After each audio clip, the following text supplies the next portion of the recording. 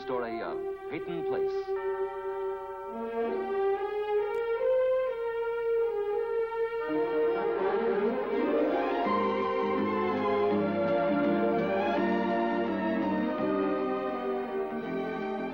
Starring Ed Nelson as Michael Rossi,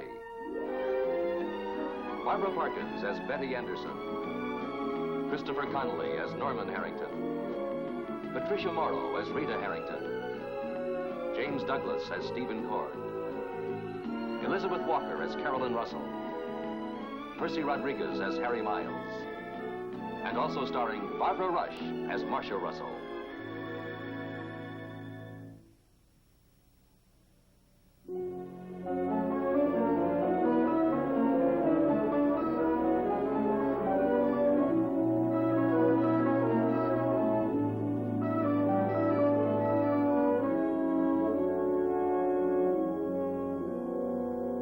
Dr. Michael Rossi has been jailed on a charge of suspicion of murder involving the death of Fred Russell.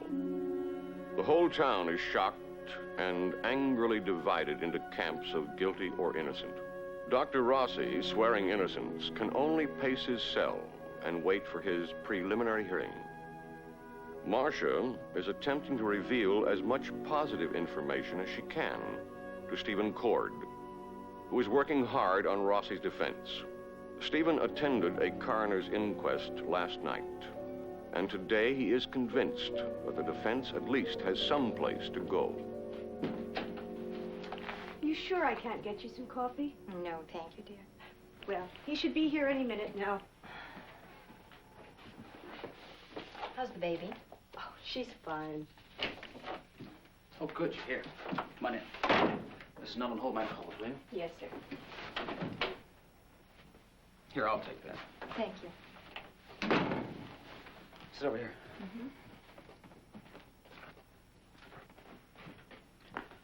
All right, let's talk about Fred. His business associates, the women in his life, names, places, anything you can think of. Well, I've been racking my brain ever since you called, Stephen. And the name Donna Franklin seems to block everything else out. Donna who? You remember her, the girl Fred was involved with when I got the divorce. Oh, yes, of course. I'd forgotten her name.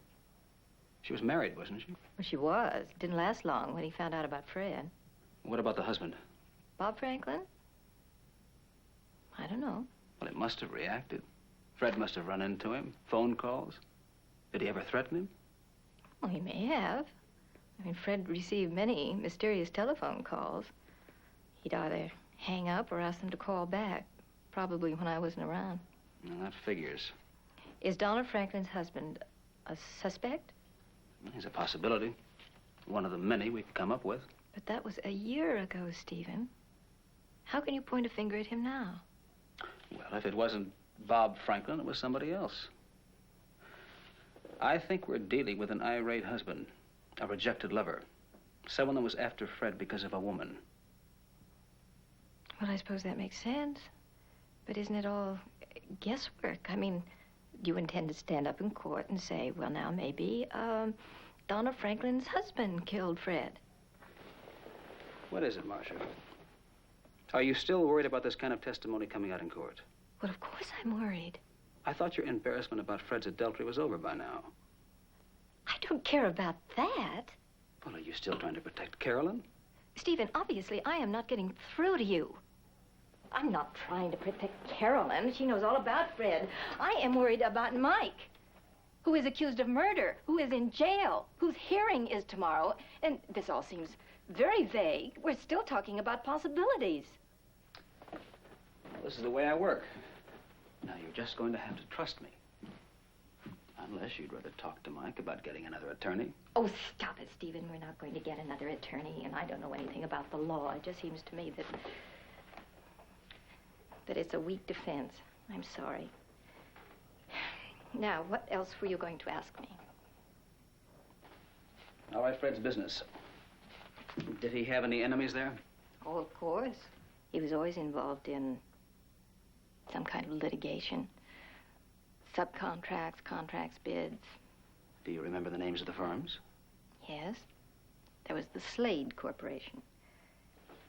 Then there was a Mr. Jackson or Mr. Johnson, I don't know. I'd have to go home and look that up. All right, do that. Then, oh, of course, there was Roger Barnes.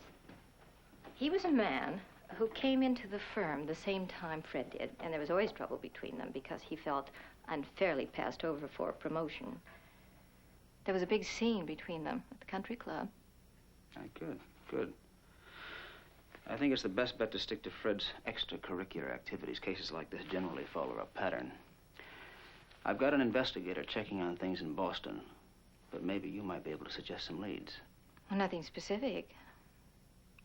Well, I remember when Carolyn went to Boston to see Fred, and he had a girl with him, which was rather upsetting to Carolyn. I don't have any names. I'm sure your investigator should be able to come up with something.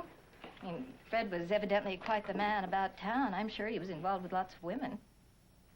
Well, did he ever talk to you about it? I mean, you did see him occasionally. Anything would help. Well, by the time he was willing to talk about it, he was very anxious to give that kind of life up. He was desperate to come home. Poor Fred. I think he'd gotten in over his head. He just wasn't the swinger he started out to be. Sounds to me like someone who's running, looking for a place to hide. And we want to find out from whom. Well, judging from his activities, I would say it was the husband of one of the women he was playing around with. But that's not important. Not important? But I should think it would be very important. Look, Marsha, someone delivered the blow that killed Fred, not Mike. It's not my job to solve the crime. All I have to do is establish doubt that someone, anyone, could have done it. I have to suggest to the judge that Mike is a very poor guess. And if we establish this doubt, Mike won't have to stand trial? That's right. That's a big if. Marsha, I don't know what to say to reassure you. All I can do is give it the best I've got.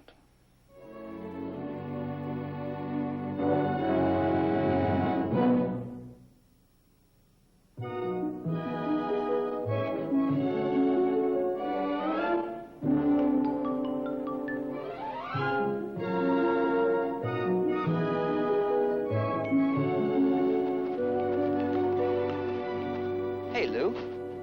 Man, you've been moving pretty fast lately. I've been trying to catch up with you. I had something I had to tell you. Well, you caught me. What's on your mind? Well, for what it's worth, I had a talk with Mr. Russell a few days before he died. Tried to get things straightened out. And? Well, it didn't do much good. The guy just wouldn't listen to me. Well, then I guess it wasn't worth much, was it? You know, you've really changed, Lou. You've really changed. I don't know what happened to you in New York, but whatever it was, it really made you bitter.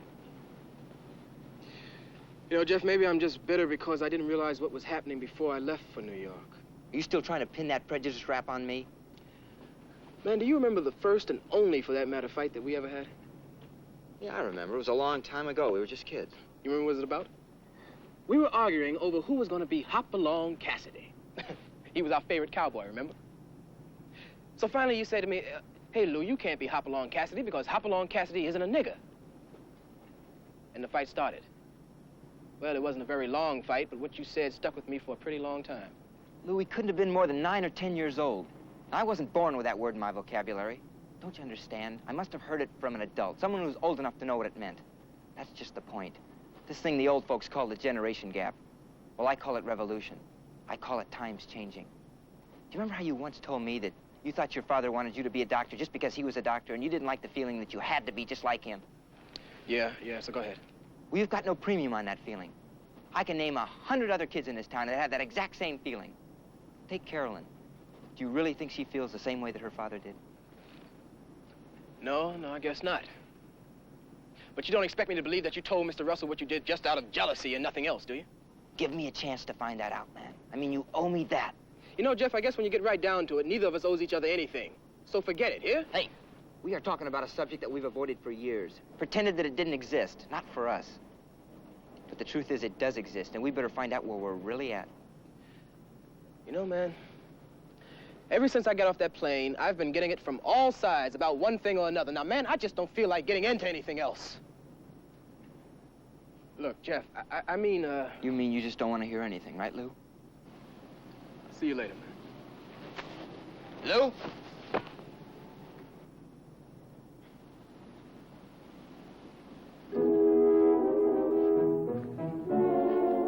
Hey, let's see if you still got a good arm.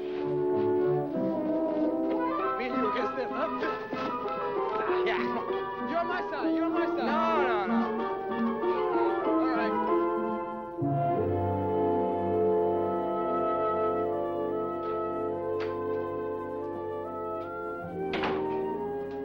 Norman?